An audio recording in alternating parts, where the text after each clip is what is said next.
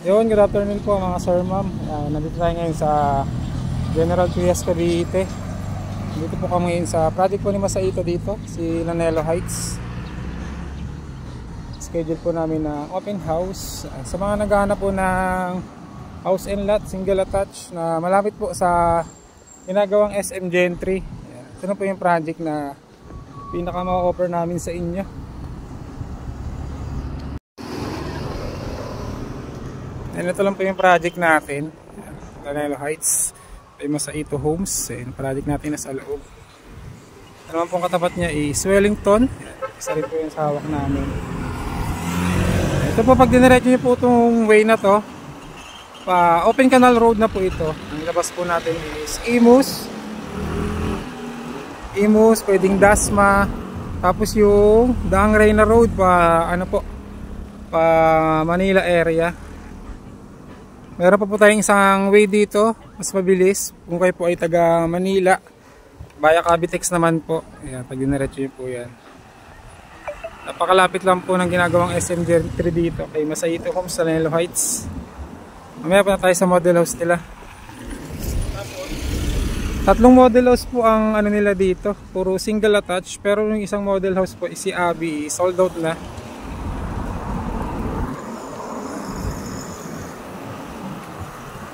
Po yung way ng pag kumaliwa po kayo is pa Gentry, tapos pag kanan po is pa Imus, tapos Bacoor, pa Manila na po. Pag diniretso nyo naman po yan is Daang Reyna Road, tapos pa MCX pwede rin po. Kasamahan natin nandito sa maning area pa ni Lanelo Heights po dito sa General Trias, Cavite. Ito tayo sa dalawang model house nila, or kahit isang model house lang, ma-present lang natin sa inyo.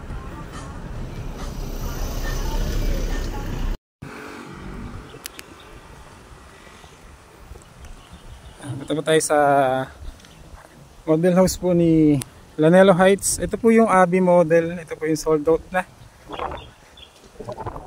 Si Abby model natin is may floor area po na 72.99 square meter, tapos lot area na 88 square meter.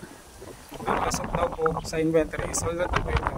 Hindi lang kayo kung dito po kayo interesado. Napakaganda po na location ng project na to, accessible pa Manila.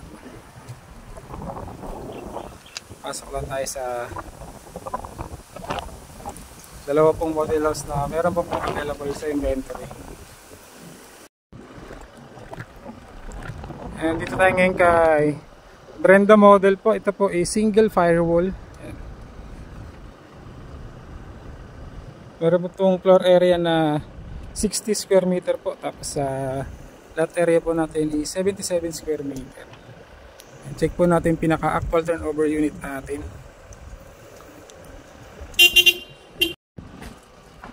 Ito po yung space natin for parking kay Brenda model. Pasok po tayo sa loob. Ito po is complete turnover na po. Single attach, single firewall. Naka-sliding window na po tayo. Front turnover.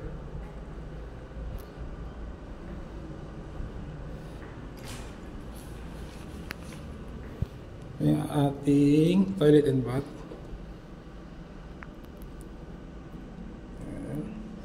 Yung ating sink or lababo. Check natin yung ating service. Ito po yung service area or laundry kitchen natin. Malaki po yung space natin sa likod.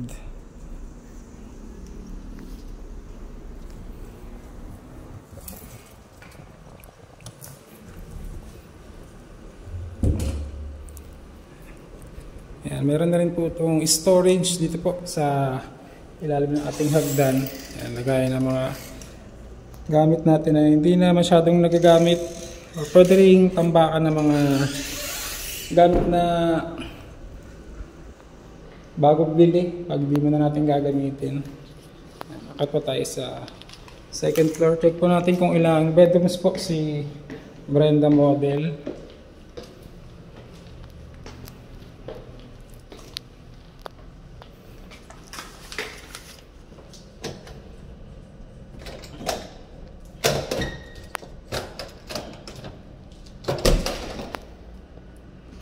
Ito po yung ating master's bedroom.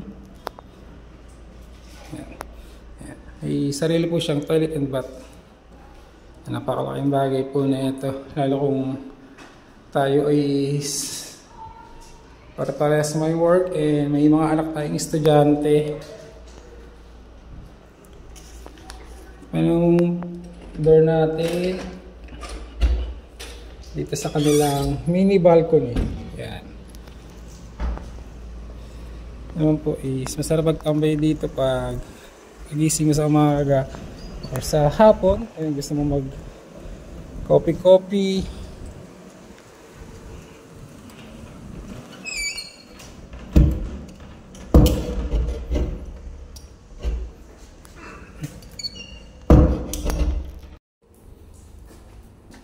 Ito naman po ating second bedroom. Ayan, si Brenda model po is prepared for 2 bedrooms lang po siya.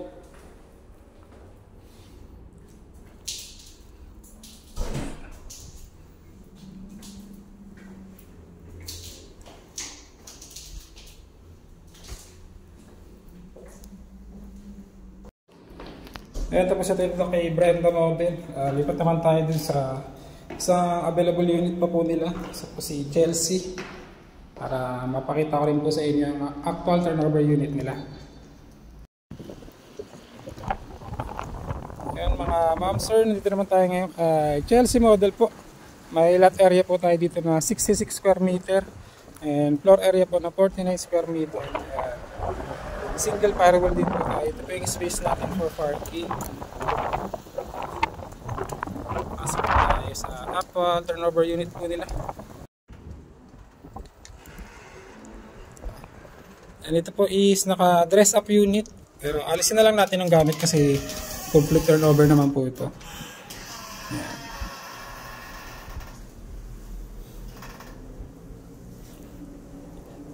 O ating sink or pinakalababo, tapos toilet and bath natin syempre.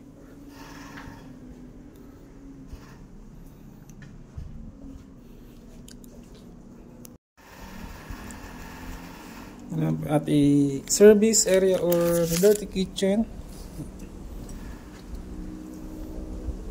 maliit siya compare po dun kay Brenda model, pero pwede na rin po ito maging dirty kitchen.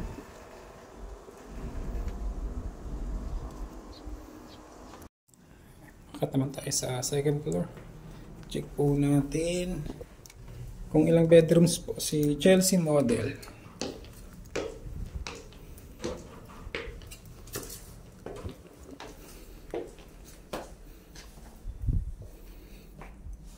Ayan, ito po yung ating master's bedroom.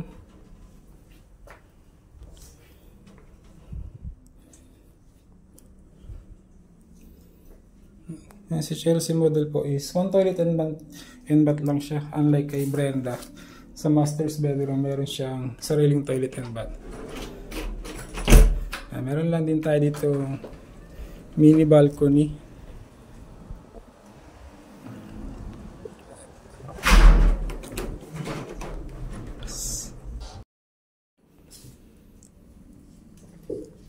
Ito naman po yung ating second bedroom kay Chelsea model.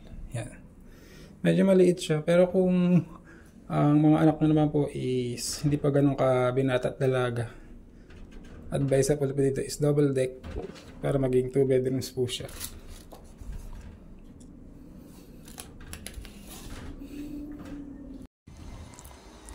Ito po ang amenities natin dito kay Lanella Heights. Siyempre number 1 na po yung 24/7 na security. Tapos ito clubhouse, playground, basketball court. Marami na po nakatira dito. Kagaya nga po nasabi ko kanina, si Abby model po ay sold out na. Pakaganda po ng location na to. Malapit lang po dito sa ginagawang SM General Trias. So, lang din po ito kung kayo po ay nag-work sa Manila. Marami po kayong choice na daan. Pwede po dito sa Via Cavitex or dito po kayo sa Daang Reina Road. Ang labas niyo po is Alabang, Las Piñas. Papasay na rin po siya.